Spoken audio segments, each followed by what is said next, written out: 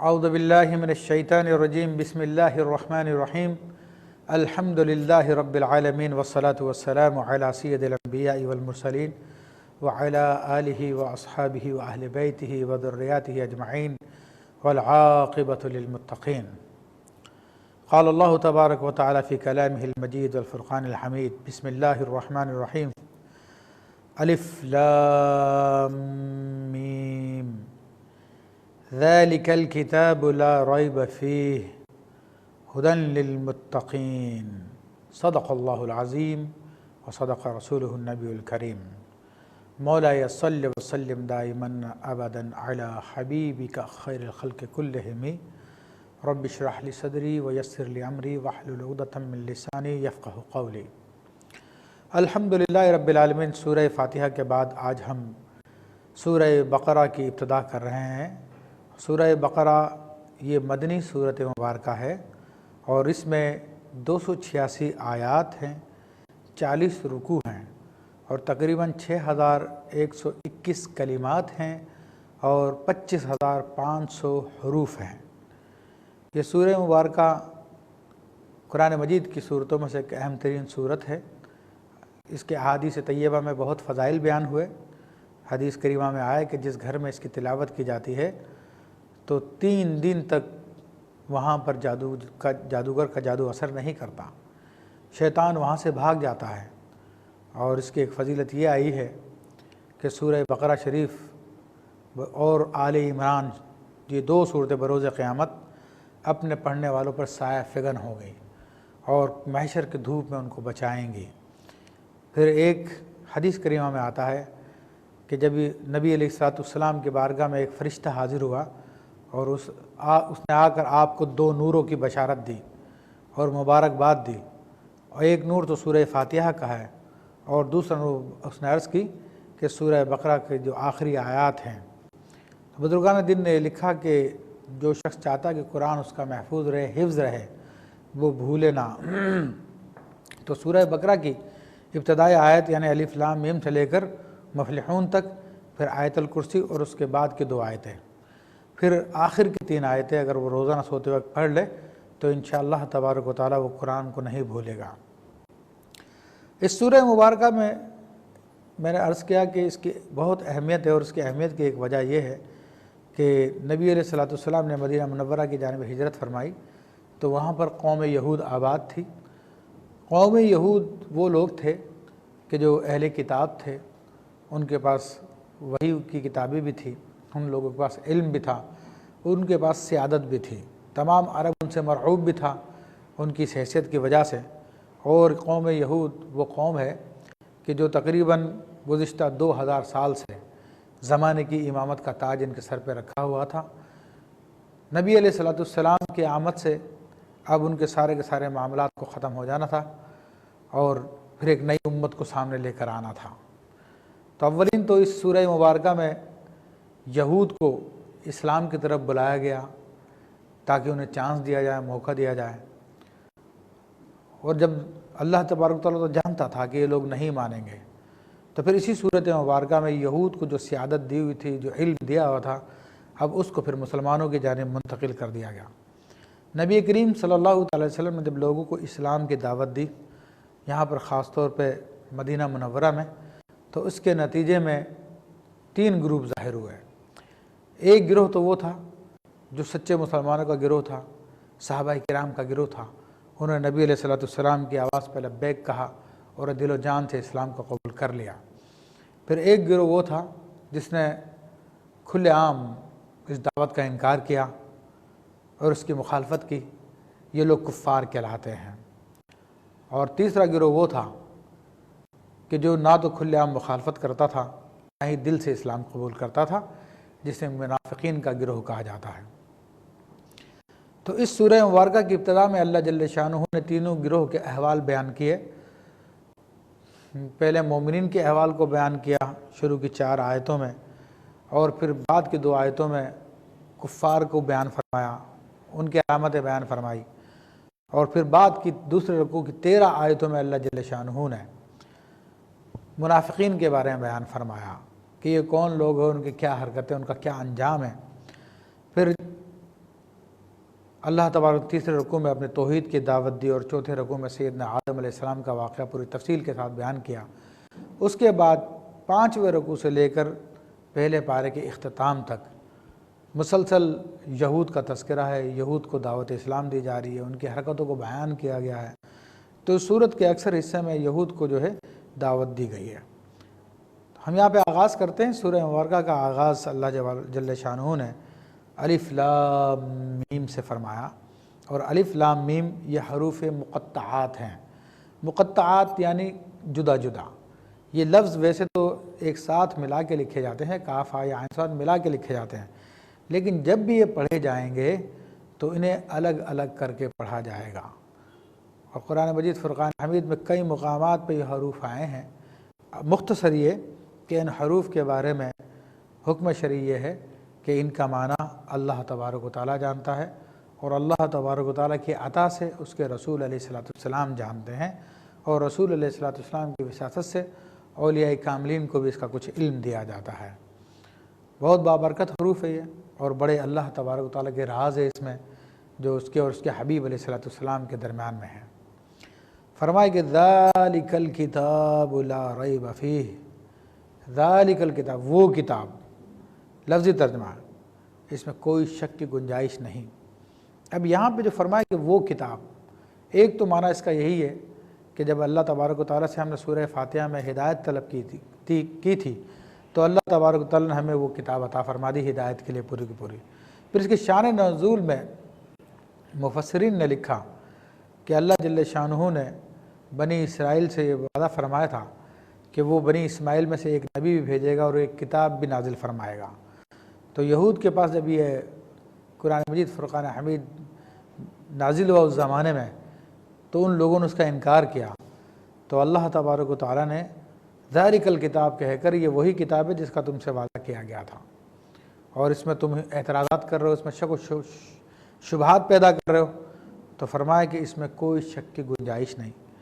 تو بلا شبہ قرآن مجید فرقان حمید وہ عظیم کتاب ہے کہ اس کی تعلیمات کو دیکھا جائے، اس کے مضامین کو دیکھا جائے، اس کے معاملات کو دیکھا جائے تو انسان یہ کہنے پہ مجبور ہو جاتا ہے کہ یہ واقعی اللہ کا کلام ہے، اور اللہ کا کیسا کلام ہے کہ جس میں آئندہ کی خبریں بھی ہیں، ماضی حال کے بارے میں سب کچھ بیان کیا ہوا ہے۔ اس کی نثر ایسی لاجواب ہے کہ بڑے بڑے عرب کے دانشور، بڑے بڑے شعراء اس کے سامنے دنگ رہ گئے، اس کا مقابلہ نہیں کر سکے۔ تو اللہ تبارک و تعالیٰ نے اس کتاب کے بارے میں پہلے فرما دیا کہ اس میں کوئی شک کی گنجائش نہیں ہے۔ ہاں البتہ یہ کہ جس کی عقل اندھی ہو چکی ہو، دل مردہ ہو چکا ہو، وہ اعتراض کرے تو اس کے اعتراض کا کوئی خاص اثر نہیں ہے، کوئی فائدہ نہیں ہے، کیونکہ آسمان پہ اگر سورج چمک رہا ہے اور اندھے کو نظر نہ آئے تو سورج کا قصور نہیں ہے، اس کے آنکھوں کا قصور ہے کہ وہ خود اندھا ہے۔ تو قرآن مجید تو شبہ سے بالا تر ہے، لیکن جو دلوں کے اندھے پھر بھی اس پہ اعتراض اٹھا رہے ہیں تو ان کے اعتراض کی کوئی حیثیت نہیں ہے۔ فرمائے کہ فیہ ھدی للمتقین، اس میں لوگوں کے لیے ہدایت ہے۔ قرآن مجید فرقان حمید میں فرمایا کہ یہاں پہ متقین کے لیے ہدایت ہے، تو یہاں پر تو متقین کے لیے ہدایت بیان فرمائی، لیکن خود قرآن مجید فرقان حمید میں اسی سورہ بقرہ میں ایک مقام پہ اللہ تعالیٰ نے فرمایا کہ ھدی للناس، یہ تمام انسانوں کے لیے ہدایت کا باعث ہے۔ تو یہاں پر متقین کے لیے ہدایت فرمایا گیا اور وہاں پر ھدی للناس فرمایا گیا، اس کی کیا وجہ ہے؟ دیکھیں وجہ تو بالکل ظاہر ہے کہ قرآن مجید تو تمام انسانوں کے لیے نازل کیا گیا ہے۔ پھر یہاں پر جو فرمایا کہ متقیوں کے لیے ہدایت ہے، تو اس سے مراد یہ ہے کہ اس کی ہدایت کو اخذ کرنے والے وہی لوگ ہیں جو متقی ہوں گے۔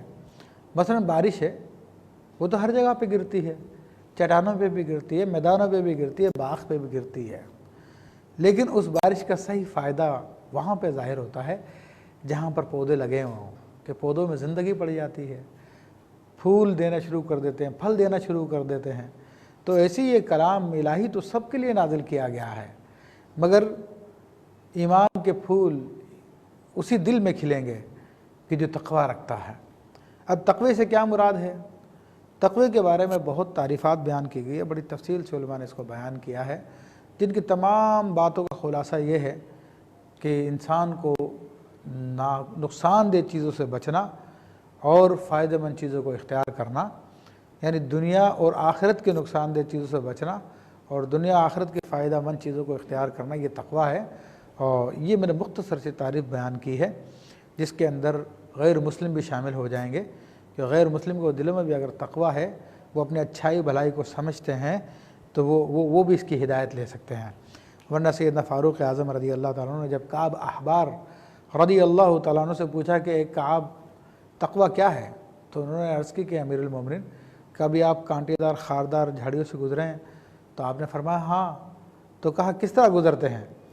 تو آپ نے فرمایا کہ دامن کو سمیٹ لیتے ہیں، کپڑوں کو سمیٹ لیتے ہیں، پھر اس کے بعد سے گزرتے ہیں کہ کوئی کپڑے کا حصہ کسی جھاڑی میں نہ الجھ جائے۔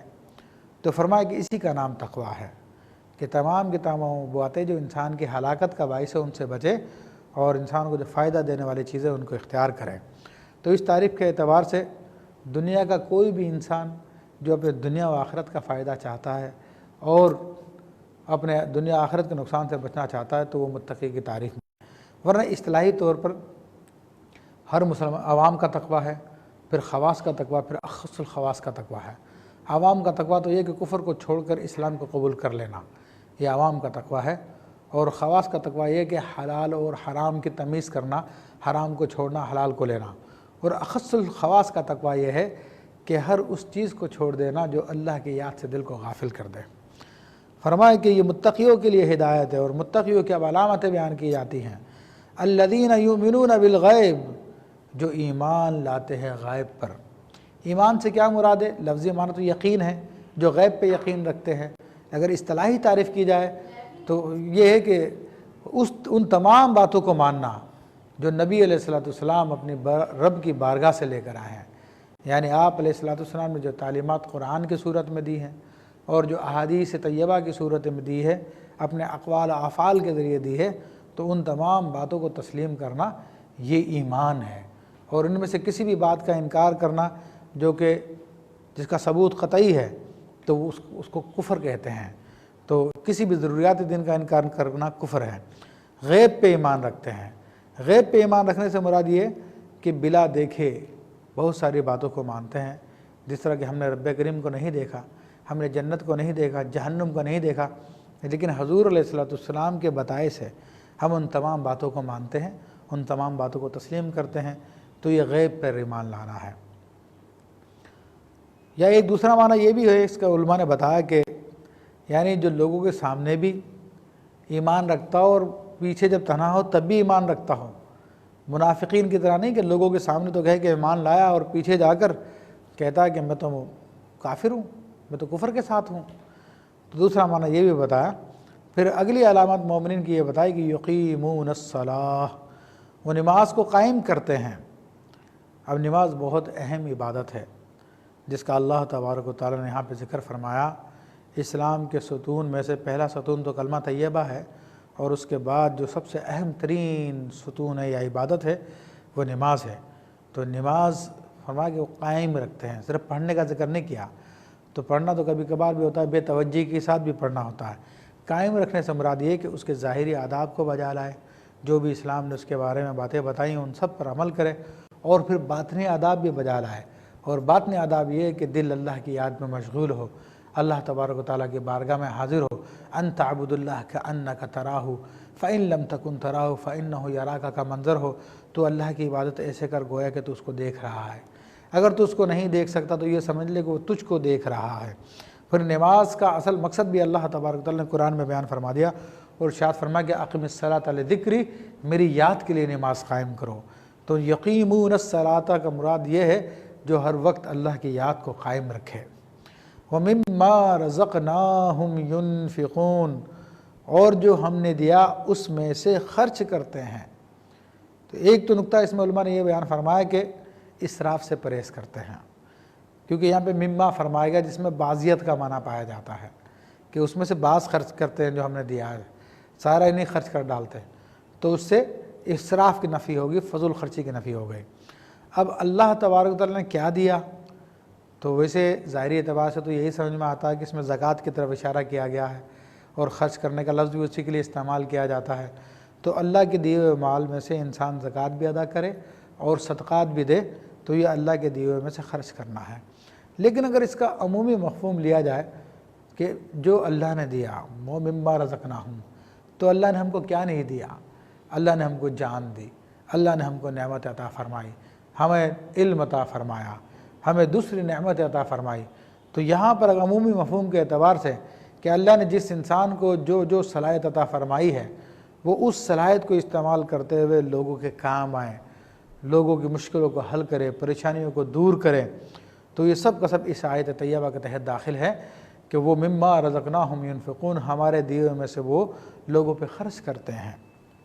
فرمایا کہ والذین یؤمنون بما انزل الیک، اور مومنین کی ایک علامت یہ ہے کہ وہ لوگ ایمان لاتے ہیں اس پر جو ان کی طرف نازل کیا گیا، یعنی قرآن مجید پہ ایمان رکھتے ہیں۔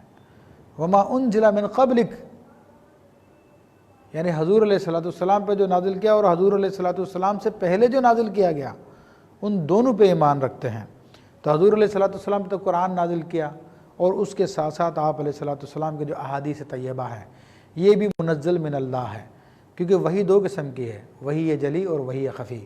وحی جلی تو یہ قرآن مجید ہے جو سب کے سامنے ہے، لیکن وحی خفی وہ ہے جو رسول اللہ صلی اللہ علیہ وسلم کی زبان یا اقوال یا افعال یا آپ کی تقریر سے ثابت ہے، وہ سب کا سب وحی ہے، حدیث بھی وحی ہے، کیونکہ اللہ تعالیٰ نے خود نے فرمایا وما ينطق عن الهوى، یہ ہمارے حبیب علیہ السلام کوئی خواہش سے نہیں کہتے، فرمایا کہ ان جو کچھ کہتے ہیں وہ تو ان پہ وحی کی جاتی ہے۔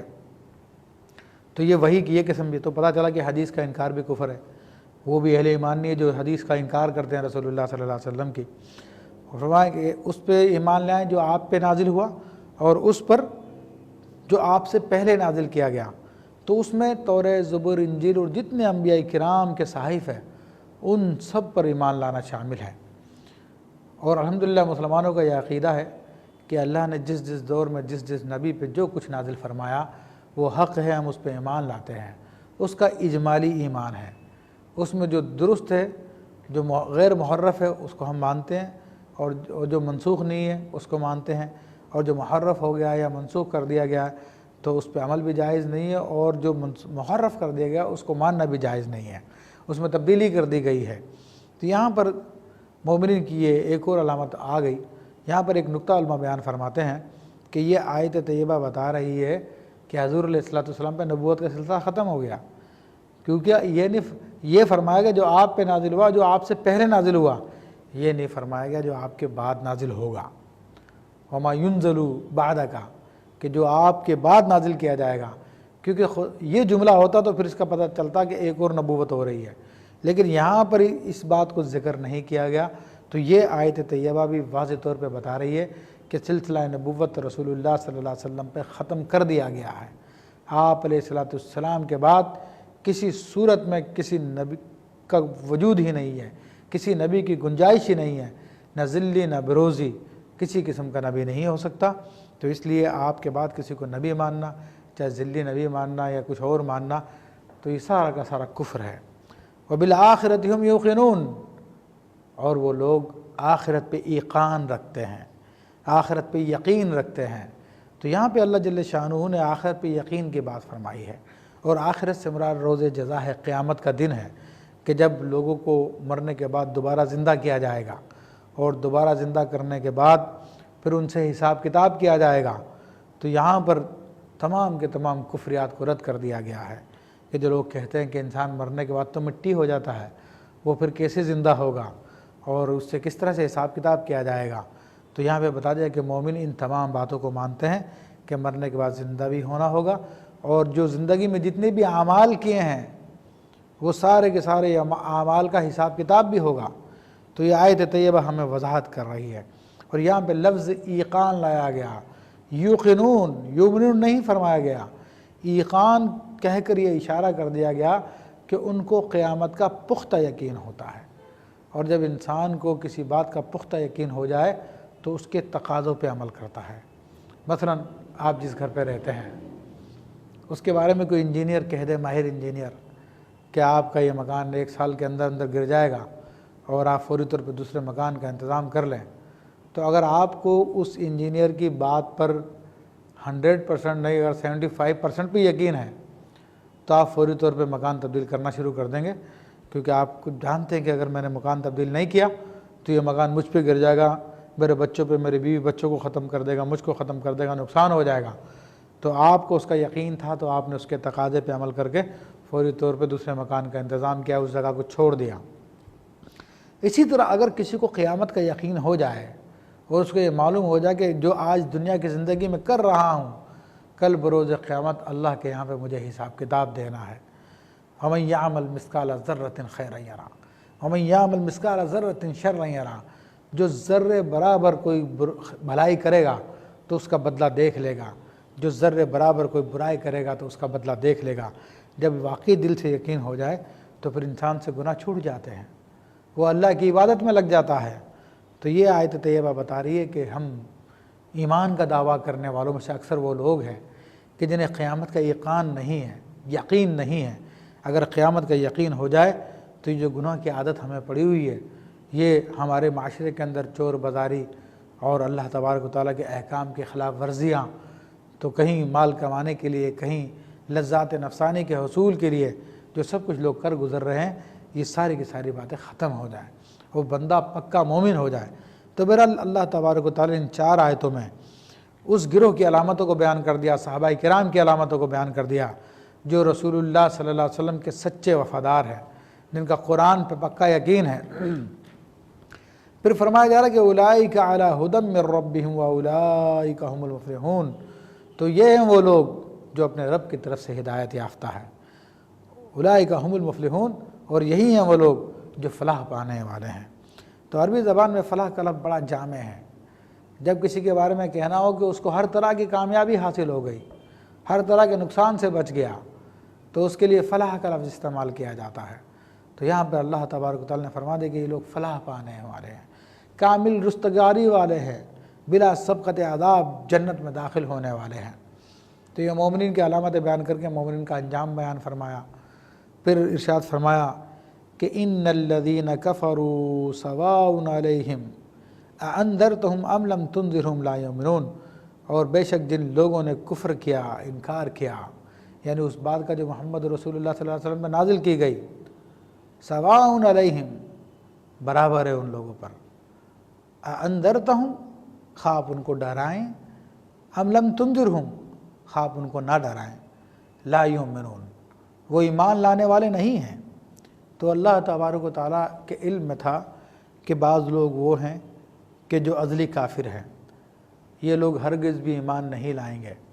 تو اللہ تبارک و تعالیٰ نے ان لوگوں کی کیفیت کو بیان کر دیا، اور ان کی یہ کیفیت جو بیان کی اس کا سبب کیا تھا کہ یہ لوگ حسد و اناد کی وجہ سے، بغض کی وجہ سے رسول اللہ صلی اللہ علیہ وسلم کو ماننے کے لیے تیار نہیں تھے، جس میں ابو جہل، عتبہ، شیبہ، ربیعہ، ابو لہب وغیرہ لوگ داخل ہیں۔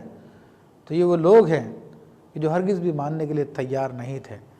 تو اب بات یہ ہے کہ کسی کے لیے دلیل اس وقت کام آتی ہے جب سامنے والا سمجھنے کے لیے تیار ہو، یا کسی وجہ سے اس کو کوئی اشتباہ ہو گیا تھا، تو دلیل کے ذریعے اس اشتباہ کو دور کر دیا جاتا ہے، شبہ کو رفع کر دیا جاتا ہے، تو پھر وہ سامنے والا مان لیتا ہے۔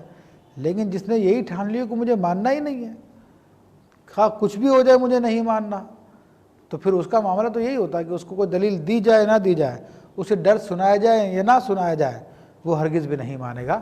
تو اللہ تبارک و تعالیٰ نے ان لوگوں کی اس کیفیت کو بیان کر دیا کہ یہ لوگ کبھی بھی تسلیم نہیں کریں گے۔ پھر ان کی کیفیت کو، اس کی وضاحت کی کہ ان کے دلوں کا کیا حال ہے۔ فرمایا کہ ختم اللہ علی قلوبہم، اللہ تبارک و تعالیٰ نے ان کے دلوں پہ مہر لگا دی ہے۔ اب دلوں پہ مہر لگانے سے کیا مراد ہے؟ حدیث شریف میں آتا ہے کہ بندہ جب کوئی گناہ کرتا ہے تو اس کے دل پہ ایک سیاہ نقطہ لگ جاتا ہے، اگر وہ توبہ کر لیتا ہے تو وہ سیاہی دور ہو جاتی ہے، دل پھر واپس صاف ہو جاتا ہے۔ لیکن اگر وہ توبہ نہیں کرتا اور پھر گناہ کرتا ہے تو پھر وہ نقطہ تھوڑا بڑھ جاتا ہے، پھر اس طرح گناہ پہ گناہ کرتا چلا جاتا ہے تو وہ سیاہی بڑھتی رہتی ہے، یہاں تک کہ پورے دل پر وہ چھا جاتی ہے اور دل مردہ ہو جاتا ہے، دل کامل طور پہ اندھا ہو جاتا ہے۔ اس کے لیے فرمایا کل بران علی قلوبہم، نہیں بلکہ ان کے دلوں پر زنگ چڑھ چکا ہے، مکمل طور پہ ان کے دل جو ہے ختم ہو چکے ہیں، مردہ ہو چکے ہیں۔